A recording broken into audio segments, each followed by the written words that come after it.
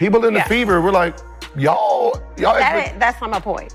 There's a lot of other shit going on that players are like, this ain't where I want to be. Over there. Yeah. Yeah. Some So new that's, some new like shit's it's a going on lot. around there. It's a lot. So you have players that are very significant on this Indiana Fever team that are like, I don't want to be here. This is where I want to be. Yeah. No one wants to come to Indiana. Remember when Sheryl Swoopes said that?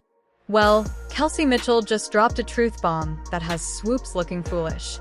During her first interview since the start of training camp, Mitchell didn't hold back against Swoopes' lies. For us, with the new atmosphere, new coaching, everything is just absolutely new. It feels really good. It feels fresh. It's kind of like when you take your clothes out the dryer, kind of like fresh. It feels different, and it feels good because we have new leadership, we got new players, we got vet leadership, and so I think all that combined just makes for a good atmosphere right now. It feels good. This interview exposes everything Swoopes got wrong about the Fever, from claims about veterans avoiding Indiana to suggestions that Mitchell herself was unhappy to stating Indiana and Caitlin Clark aren't dominant. The actual footage tells a completely different story.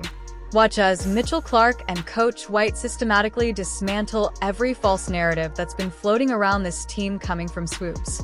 If you stand with the Fever comment fired up for the Fever down below, are you ready? Let's go. I remember this time last year, it didn't feel good. So we had to get that in order for people to start playing well. It's like a domino effect. But I think once your culture is kind of established, how you guys see it now, I think it makes everything else way easier.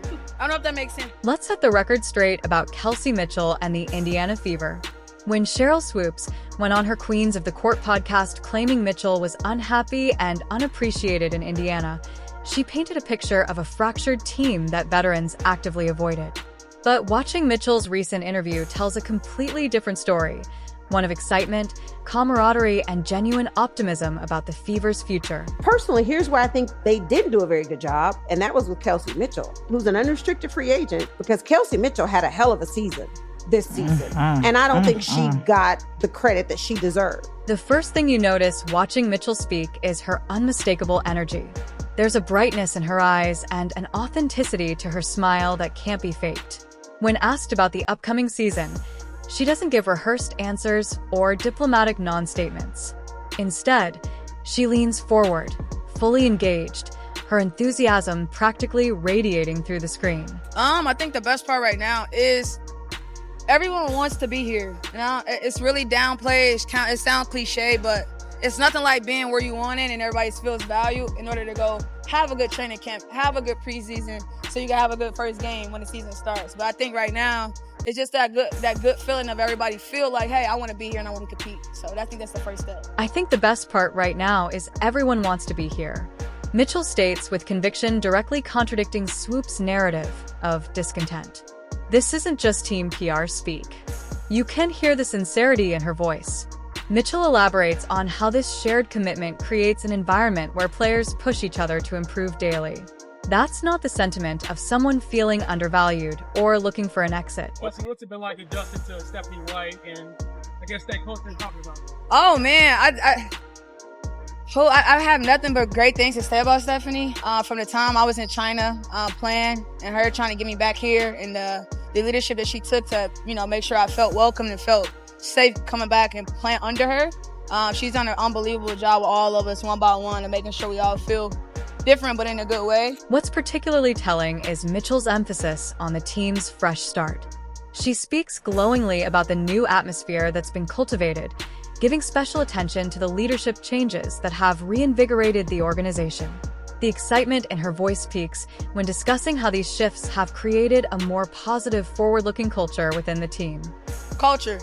And I think once you establish the respect in the room, the environment is value with that. I think those days that are tough that you do have to give grace for, it's respect behind it. We don't expect perfection right now, but we do expect discipline and we expect hard work. So if we can cultivate that and then give ourselves some grace when it's time to go win games, I think we will. The conversation turns to the veterans who've joined the Fever players, like Dana Bonner and Natasha Howard. Mitchell's face lights up. She details how these experienced players have brought valuable perspective and championship mentality to practice sessions. Having veterans who choose to come here and share their knowledge changes everything, she explains. effectively dismantling Swoopes' claim that established players avoid Indiana. Yeah, I think that your DBs, your Sophies, and even like Sid, it's like a wild card because they won and they know it on different levels. You got to think Sid Colson was maybe started on the bench but had to go get minutes, and she won a championship. And then it was the same with Natasha Howard, it's the same with DB. So we get a different leadership of vets that came. It's going to teach us how to win. So it's pretty fun. Observe Mitchell's body language throughout the interview. Does she appear like someone feeling unappreciated? Quite the opposite. When discussing her teammates, she gestures animatedly, often breaking into spontaneous smiles. There's a comfort and confidence in her demeanor that speaks volumes about her actual experience with the team. I think that mix of leadership that we have from your DBs, so Tasha Howard and Sid, it's going to help ease things out based on the people that's coming around to see us. But I also think that it do helps us. Let me say this. Before we got here a month ago, we were all coming in. We would come from our respective homes to establish that already. So I think that 5, we've established that like 2 or 3 weeks ago. It might have been open run, it might have just working out, but we've already kickstarted how we want to play and here so we could do it here. Mitchell's perspective on building a winning culture is particularly insightful.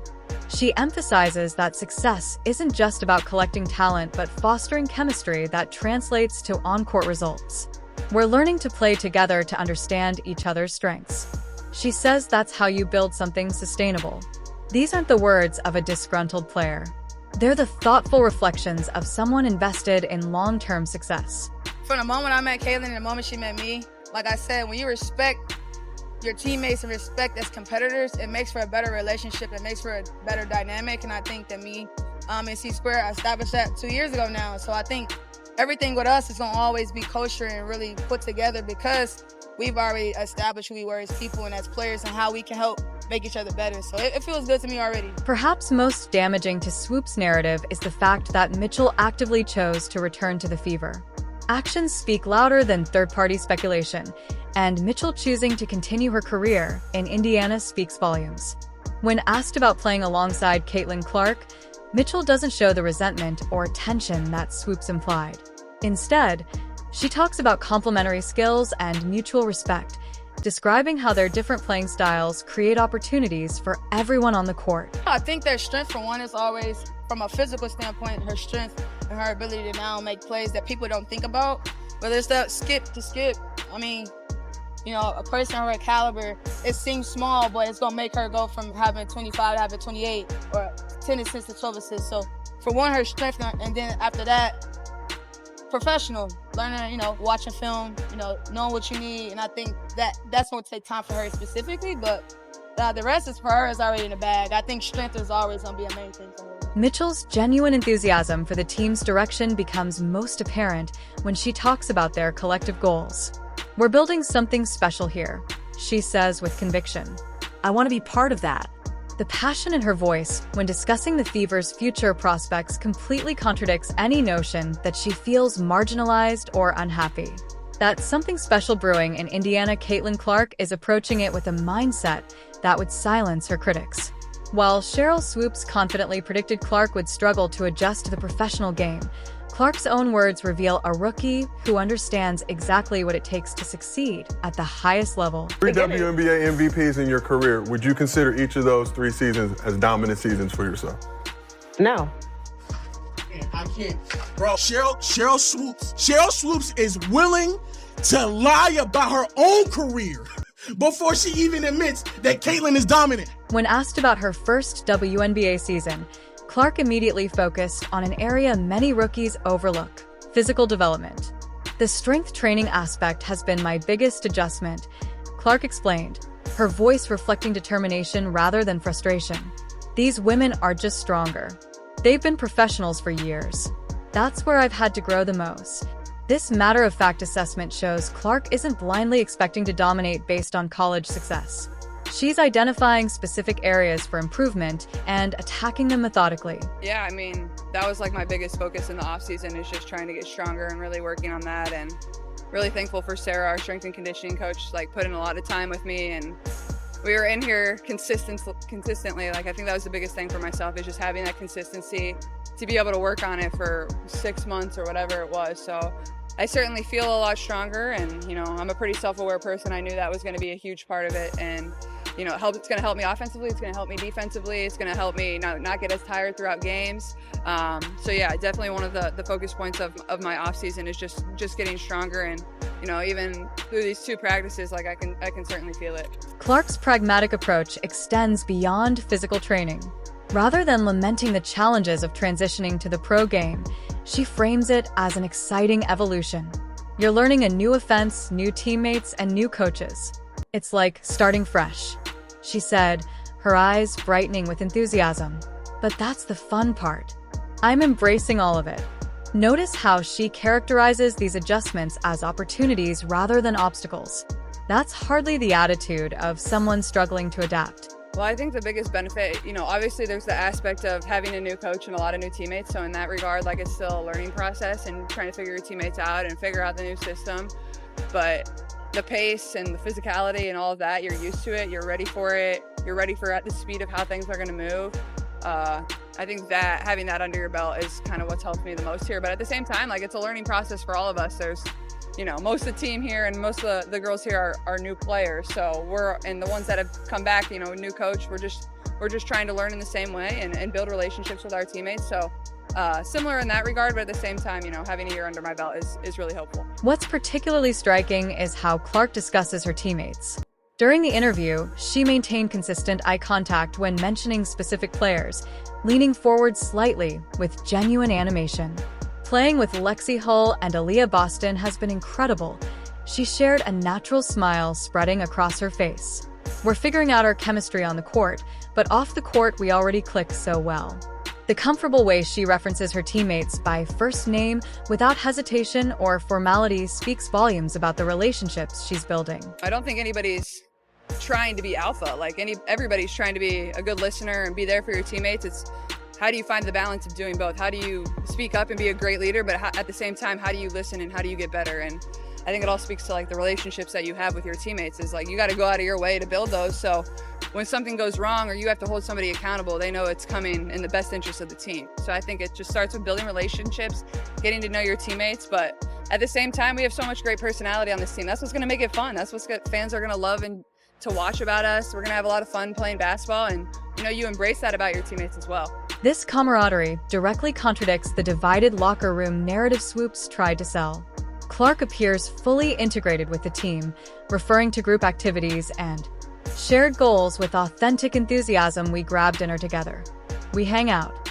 It makes coming to practice fun every day, she explained. When you genuinely like the people you're playing with, it makes everything better. Her body language remained open throughout these comments. Shoulders relaxed, occasional laughter, none of the tension you'd expect from someone feeling isolated.